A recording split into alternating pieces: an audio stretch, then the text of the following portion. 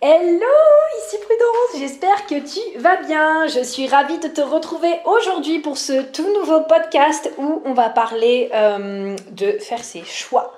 On va parler de faire ses choix et dans quelle énergie est-ce que tu fais ces choix. Je suis en train de me dire qu'en fait ce sera sûrement un de mes podcasts les plus courts, mais parce que du coup je pense que je vais directement aller droit au but parce que j'ai envie que ce soit concret pour toi et que ça puisse t'aider. Alors, en fait, si tu veux, ce qui se passe, c'est que quand on fait nos choix, on a plusieurs possibilités. Surtout deux en particulier. Soit on fait les choix que l'on fait par peur, soit on les fait par amour. Et je t'invite du coup à regarder dans ta vie sur quelle base est-ce que tu fais tes choix. Est-ce que tu fais tes choix par peur qu'il arrive quelque chose, par peur de ne pas y arriver, par peur de, ou est-ce que tu les fais par amour pour toi? Donc un exemple très concret, ça pourrait être alors quelque chose comme souvent en relation.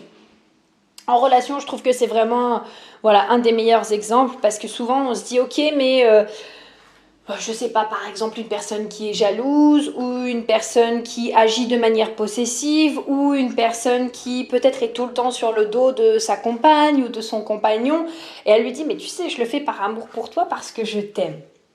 Mais si on commence à creuser la chose et qu'on commence à se poser un petit peu des questions, il y a de grandes chances qu'elle fasse ses actions par insécurité et par peur peut-être de perdre cette personne ou que la personne s'en aille ou que la personne parte ou que la personne l'abandonne et donc elle souhaite par exemple avoir un contrôle ou être jalouse en disant que c'est parce qu'elle l'aime. Et en fait, c'est plus une question de j'ai peur que cette personne me quitte, j'ai peur que cette personne aille voir ailleurs, j'ai peur que ce soit différent. Et du coup, les actions que cette personne va mettre en place vont être basées sur ce choix de la peur. En fait, je commence à en parler de plus en plus, que ce soit dans mes posts ou dans mes podcasts maintenant. Mais si on regarde bien, tes pensées vont créer tes émotions, qui vont créer tes actions, qui vont créer un résultat. Donc concrètement, si tu commences par exemple à avoir des pensées comme, je sais pas, il va me quitter, ou alors il va aller voir ailleurs, ou alors il ne m'aime pas, ou alors il fait jamais attention à moi, etc., etc., ça va créer des émotions chez toi. Ça peut créer de la frustration, de la colère, de la tristesse, de la déception, ça peut créer de la haine, ça peut créer plein de différentes émotions, et ces émotions-là vont te faire avoir des actions qui vont être peut-être, je sais pas, piquer des crises, qui vont être être sur son dos, fouiller dans son téléphone, etc., etc. Et ça va te mener à un certain résultat.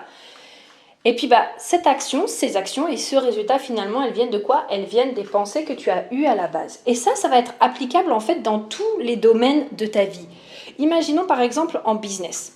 En business, peut-être combien de fois as-tu eu envie, je sais pas, d'investir pour quelque chose que tu sentais que ça te mettait le feu dans ton corps, que ce soit un coaching, que ce soit une retraite, que ce soit un mastermind, que ce soit une formation, et qu'en fait, là d'un coup, il y a eu cette peur de l'argent en te disant ah oui, mais comment est-ce que je vais faire pour payer cette formation ou comment est-ce que je vais y arriver? Et du coup, tu as choisi de ne pas investir, par exemple, dans ce produit en question, pas parce que tu ne le voulais pas, mais parce que à ce moment-là, il y a la peur qui t'a dominé. La peur peut-être de manquer d'argent ou de ne pas savoir comment créer cet argent.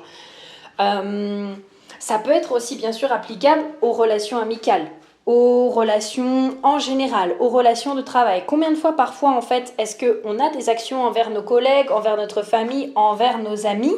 On fait certaines actions parce qu'on a peur. Et également, non, en fait, pour l'instant, j'ai plus trop d'exemples, mais je pense que tu as compris que c'est applicable vraiment dans tous les domaines de ta vie.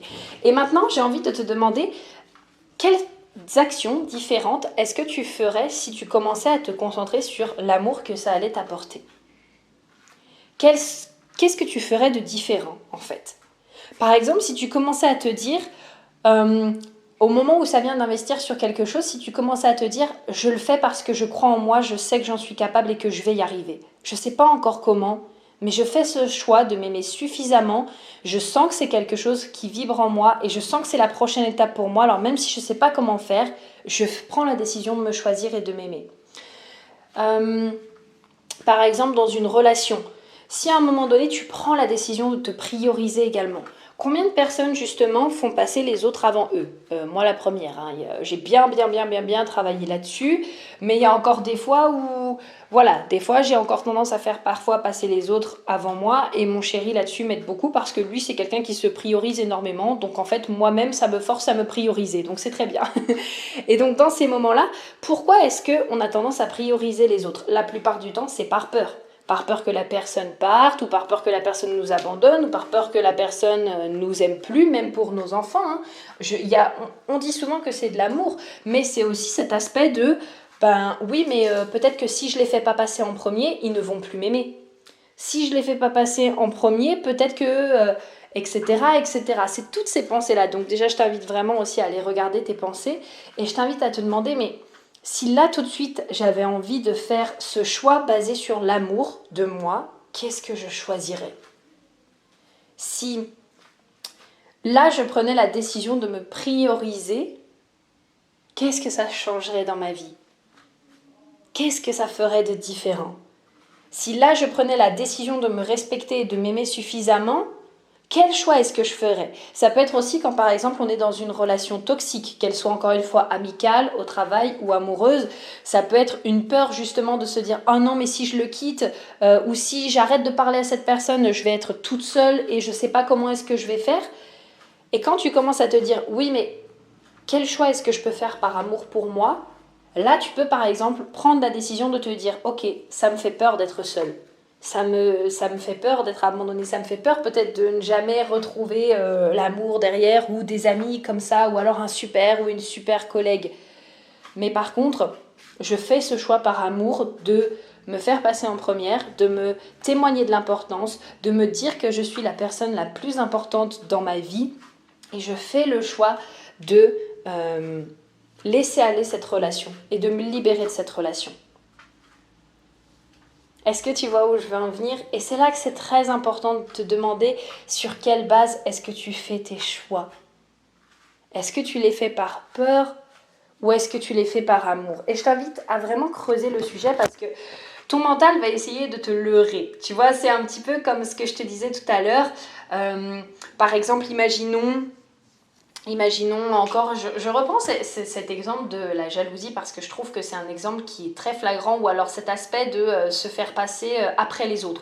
On peut se dire, bah non, mais c'est par amour pour les autres. Bah là, en l'occurrence, c'est par amour pour les autres que je le fais. Ok, mais par amour pour toi, en fait. Qu'est-ce que tu fais réellement par amour pour toi? Quel choix concrètement dans ta vie est-ce que tu fais actuellement pour te témoigner de l'amour? Est-ce que tu prends du temps pour toi? Est-ce que tu fais des choses que tu aimes? Est-ce que tu fais des choses qui te font plaisir?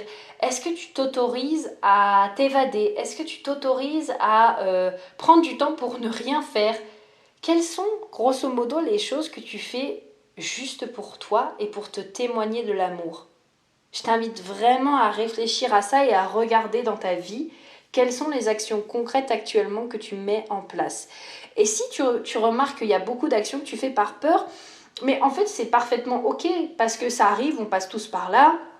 Moi, il y a beaucoup d'actions que j'ai fait par peur. Il y en a encore maintenant, je me rends compte que certaines que je fais par peur, mais c'est ok. C'est ok. Sois bienveillante avec toi-même, regarde-toi vraiment avec des yeux bienveillants et juste dis-toi, ok, bah là je remarque, j'observe que je fais un choix par peur. Quel est le choix que je peux faire par amour? Tu n'as pas besoin de te blâmer, tu n'as pas besoin de te juger, tu n'as pas besoin de te fouetter avec le coup de bâton, peu importe. Regarde-toi vraiment avec des yeux bienveillants, des yeux de compassion. Tu es en train de faire ce que tu fais avec ce que tu sais.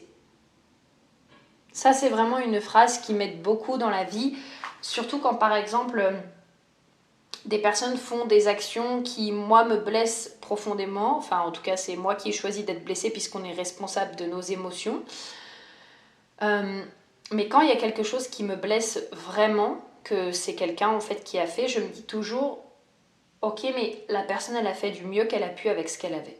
Ça pardonne pas tout, ça n'accepte pas tout, mais ça permet déjà d'être plus dans une énergie d'amour et de se dire et de laisser aller certaines choses. Je t'invite à faire la même chose avec toi. tu as fait ce que tu as fait jusqu'à maintenant avec ce que tu savais. Maintenant, tu as la possibilité justement d'avoir un autre savoir et donc de faire des choix différents. Et là, je t'invite tranquillement à voir quels sont les changements que tu peux opérer dans ta vie pour apporter plus d'amour. Donc voilà, j'espère vraiment que ce podcast t'aura apporté, t'aura aidé. Et puis, écoute, je tiens une masterclass donc sur la loi d'attraction la semaine du 18 au 21 août et je t'invite vraiment à venir t'inscrire parce qu'on va apprendre justement à créer la vie de ses rêves grâce à la loi de l'attraction. Donc tu peux la retrouver soit en bio ou en tout cas dans l'espace, tu sais, blanc, là où normalement tu trouves tous les liens. Soit tu peux venir le retrouver en bio sur mon Instagram, donc prudence.cetour, C-E-2-T-O-U-R. Je te souhaite vraiment une merveilleuse journée et je te dis à très vite. Bye bye.